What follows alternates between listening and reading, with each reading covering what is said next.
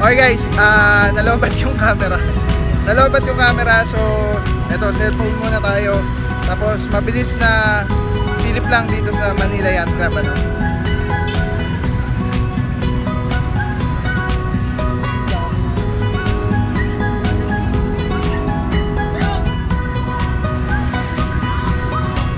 Okay guys, hindi tayo pumasok sa Manila Yacht Club area kasi para may abutan pa tayo sa Baseco Beach, ano. Pero malinis naman na eh. Nung Wednesday, di ba nakita natin malinis na. So let's go na sa Baseco Beach. Please watch.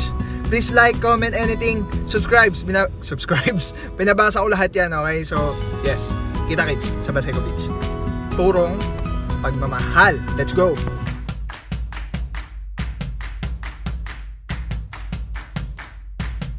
Anong nangyari? Sabi mo, proud ka sa akin. Sabi mo, mahal mo ako. Sabi mo, ingatan mo ako. Di pa babayaan. Bakit ka nang iwan? Maiintindihan naman kita. Pero niloko mo ako. Sinaktan. Pinabayaan. Sinugatan. Pinumihan. Binigay kong lahat. Maging masaya ka lang. Pero bakit? Bakit? Bakit? Hindi pa ba sapat ang ako para sa'yo? Ganun pa man, hanggat nabubuhay ako, buong puso kitang tatanggapin. Dahil mahal kita, ako ang nag-alaga sa'yo, nag-aruga, nagsakripisyo, nagmahal. Ngayon, kailangan kita. Kailangan ko ang tulong mo. Oras, atensyon, purong pagmamahal.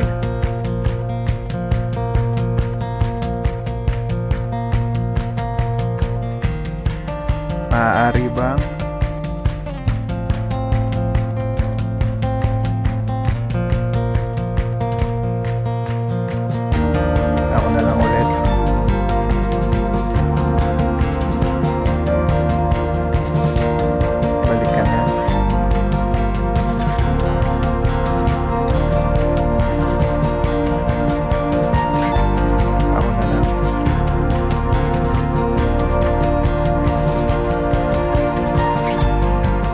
yes, maglilinis na tayo and doon tayo banda sa part ng seawall ng tawag dito Pasig River and Baseco Beach. Doon tayo maglilinis kasi ang dami na nila eh. So doon na tayo para yes, let's go. Ay, by the way, thank you so much. Nice to meet you, Sir Jovensky. Saludo po ako sa inyo. Maraming salamat, ano. And Sir Foodie A1C ba yun? Thank you so much. Maraming napasaya yung 262 pesos niyo po. Nagbigay tayo ng mga palamig or mga ano ba, ice drops or ice cream, hindi ko alam. Tuwan-tuwa sila, makikita niyo sa video, ano. So thank you so much, Sir Foodie A1C. And if you wanna guys also help or you want to gamitin ako as a channel ng blessing mo dito sa Baseco Beach, you can contact me. I'll give you my details kung gusto mo magpadala ng pera, kung paano gusto mong gawin doon, magbili ng pagkain or what. Wag lang yung mahihirap gawin, like gusto mo ipamigay is bigas, hindi ko kayang gawin yun kasi mag-isa lang ako and ano. Siguro kaya natin kung gusto mong magbigay ng mga sandwich and ganyan, yan, kaya siguro natin yan, ano. And thank you so much guys, and yes, may magagawa tayo. Kahit wala ka dito, may magagawa ka katulad na lang ng ginawa ni Sir Foodie A1C. 30 persons MMDA volunteers na pasaya niya. Thank you so much, folks. Let's go, linis na tayo. Yeah, my mind's king, rushes of emotion. Now let's do it again. There's sweetness and adventure without a venture. TV's got your mind stuck on good reality.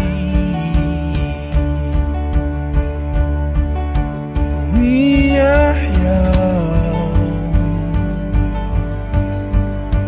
'cause our soul is warm. life's much more if we live it up.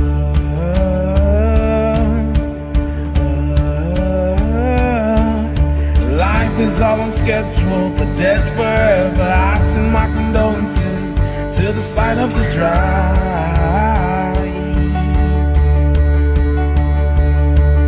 Some say I'm living in the moment, I say motion. I ain't got no potion, but we can touch the sky. We are young, 'cause our soul is warm. Life's much more, so much more.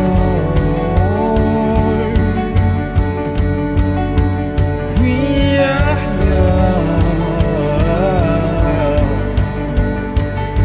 soul is warm. Life's much more if we live it up. Okay guys, tapos na tayo mag-rines and yes, one at a time. Sansa ako, kada punta, malaking bagay na yon. And again, sa lahat ng volunteers, ang nakita ko lang dito is cognizant. Malaki po ang naitulong nyo sa Baseco Beach. And maraming salamat. Mga volunteers na nasa Baywalk, maraming salamat din po sa inyo. Pero please, sa mga pupunta pa at mag-volunteer para maglinis ng Manila Bay, dito na po tayo sa Baseco Beach. Sa Baywalk wala na. Isang grupo okay na doon. Mga damputi na lang po yun.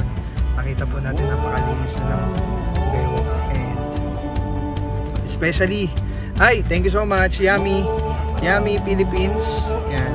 Yummy Philippines, maraming salamat po. If ever po babalik po sila sa Baywalk, dito na lang po sa Baseco. Kailangan po ng MMDA natin yung tubig. Saka hindi ako nakakuha ng itlog, nagutom ako. Anyway, thank you so much Yummy Philippines, Maynilad, MMDA, DPWH, DENR of course, and may kapulisan, and most especially, grabe guys, saludo, tunay na bayaning buhay, Bureau of Fire Protection. God bless you po. Maraming salamat. You're the best. Thank you so much guys. So mula dito sa Baseco Beach, Papa Pao here, purong pagmamahal. We're out. Bye bye. God bless.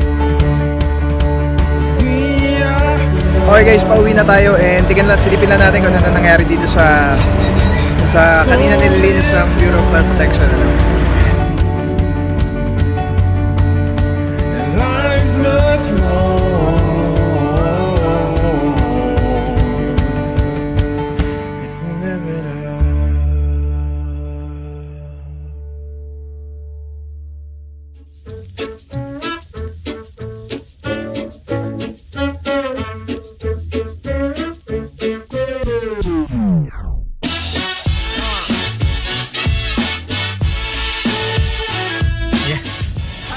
Grabe.